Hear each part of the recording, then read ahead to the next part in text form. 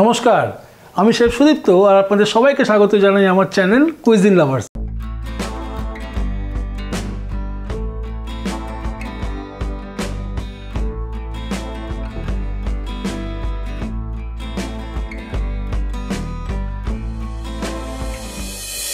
আজকে আমি একটা বাঙালির অতি প্রিয় প্রিপারেশন করব এবং সেই প্রিপারেশনটার নাম বললেই হয়তো আপনাদের জিভে জল চলে আসে। আইটেমটা হলো আলু দিয়ে মটন কারি।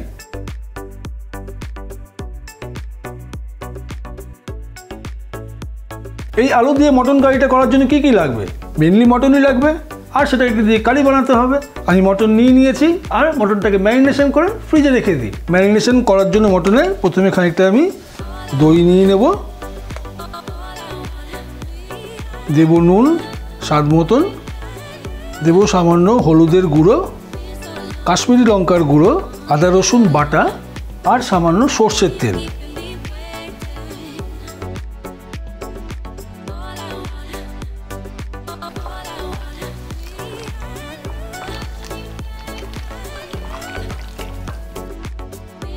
সুন্দর করে এভাবে ম্যারিনেশন করে আমরা মটনটাকেও আধ ঘন্টার জন্য ফ্রিজে রেখে দিই। মটন কারির প্রিপারেশনের জন্য মটনটাকে ম্যারিনেশন করে আমরা ফ্রিজের মধ্যে রেখে দিয়েছি। এবার মটন কারিতে বাঙালির মটন কারির লোভনীয় আরেকটা জিনিস, সেটা হচ্ছে আলু। আমরা আলুটাকেও কিন্তু সুন্দর করে ভেজে নিই। কড়াইতে প্রথমে তেল নিয়ে নিই, আমি ইউজ করছি সর্ষের তেল। আর তেলটা গরম হয়ে গেলে আমি এর মধ্যে দিয়ে দিই আলুগুলো।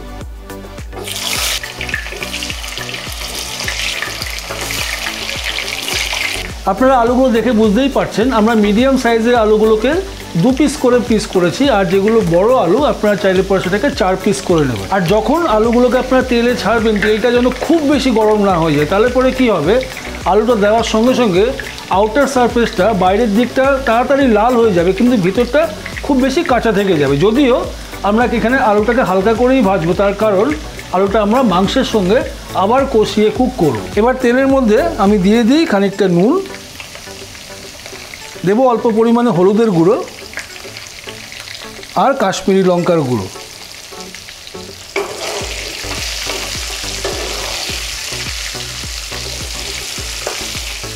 আপনারা চাইলে পরে কিন্তু এই আলুর সাথে মশলাগুলো আলাদা করে মেখেও তেলের মধ্যে ছাড়তে পারেন।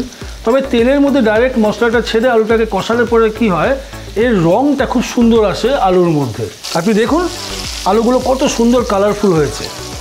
আলুগুলো আমার সুন্দর করে ভাজা হয়ে গেছে। চলুন এগুলোকে কড়াই থেকে আমরা এবার উঠিয়ে নিই।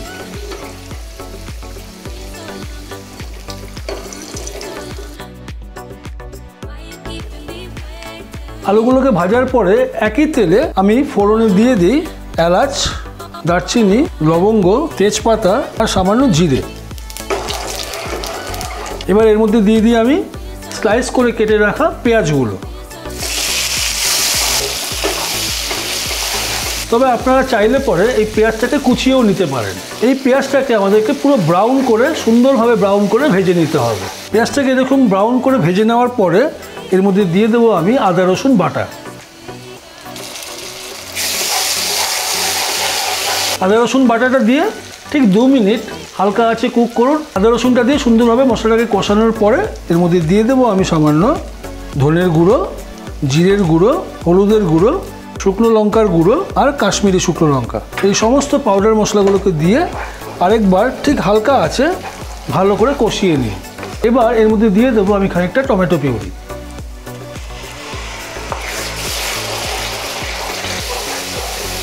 একটা জিনিস আপনারা নিশ্চয়ই খেয়াল করেছেন, আমরা কিন্তু এখনও এর মধ্যে নুন দেইনি। কেন বলুন তো? তার কারণ নুন কিন্তু আমরা প্রথমেই একবার এই তেলের মধ্যে দিয়েছি যখন আলুটাকে ভেজেছি। কাজেই এখন আমরা নুন দেবো না। আর মটন ম্যারিনেশনের সময় কিন্তু আমরা নুন দিয়েছি। কাজেই পুরো মাংসটা বানানো হয়ে গেলে পরে আবার টেস্ট করে যদি নুনের প্রয়োজন হয় তাহলে পরেই কিন্তু আমরা নুন দেবো। আমার মশলাটা খুব সুন্দরভাবে কষানো হয়ে গেছে। এবার এর মধ্যে দিয়ে দিই আমি ম্যারিনেটেড মটনগুলোকে। আর এই বোলটার মধ্যে অল্প পরিমাণে জল নিয়ে এটা কিন্তু আমরা এই মশলাটার মধ্যে দিয়ে দেবো।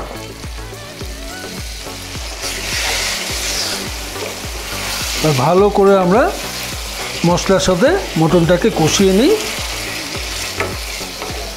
মাংসটা কিন্তু এখনো সেদ্ধ হয়নি, কাঁচাই আছে। তবে এই রং দেখেই কিন্তু জিভে জল চলে আসছে আমার। আপনাদের কি আসছে? আমি প্রায় 5-7 মিনিট মটনটাকে মশলার সাথে কষিয়ে নিয়েছি। এবার আমরা এর মধ্যে দিয়ে দেবো ভেজে রাখা আলুগুলোকে।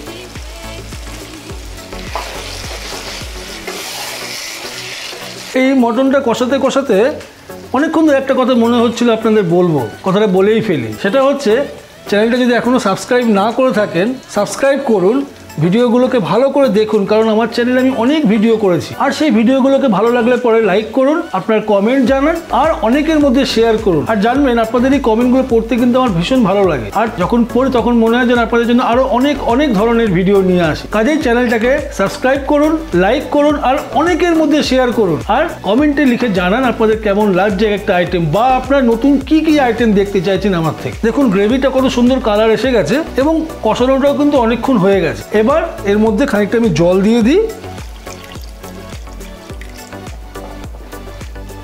ভালো করে এটাকে মিশিয়ে দিন আর ঢেকে এটাকে কুক করুন। অন্তত আধ ঘন্টা মতো সময় লাগবে এই মাংসটা সুন্দরভাবে সেদ্ধ হতে।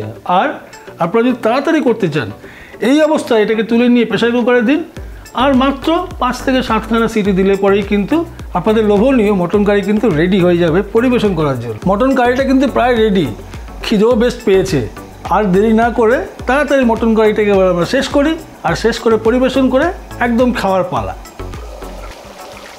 দেখুন কত সুন্দর রং এসছে মটন কারিটাতে। আমি এই অবস্থায় দেব অল্প পরিমাণে টক দই, দিয়ে একটু মিশিয়ে দিই।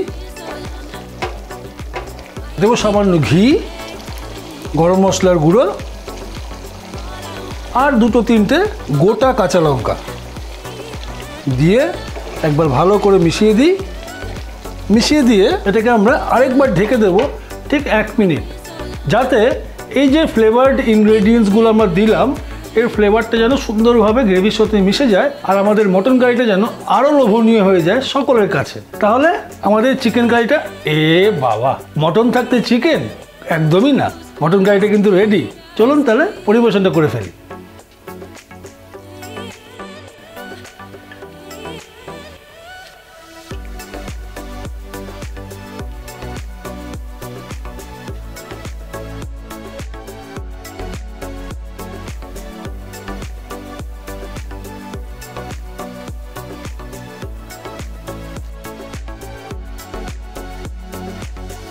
আমাদের সকলের প্রিয় এবং অতি লোভনীয় মটন কারি কিন্তু রেডি। পুরো রেসিপিটা নিশ্চয়ই খুব ভালো করে দেখে নিয়েছেন। আরেকবার ঝটপট পুরো রেসিপিটা দেখুন আর চটপট করে বানিয়ে ফেলুন ঘরে এই মটন কারি প্রিপারেশনটা। বানিয়ে সবাইকে খাওয়ান, পরিবেশন করুন, আর সবাই কি বলছে কমেন্টে লিখে আমাকে জানান। আমি ফিরে আসছি আরেকটা কোনো দারুণ প্রিপারেশন নিয়ে আপনাদের জন্য খুব শিগগিরই। ততদিন ভালো খাবেন, সুস্থ থাকবেন, আর দেখতে থাকবেন কুইজিন লাভার্স। Happy cooking!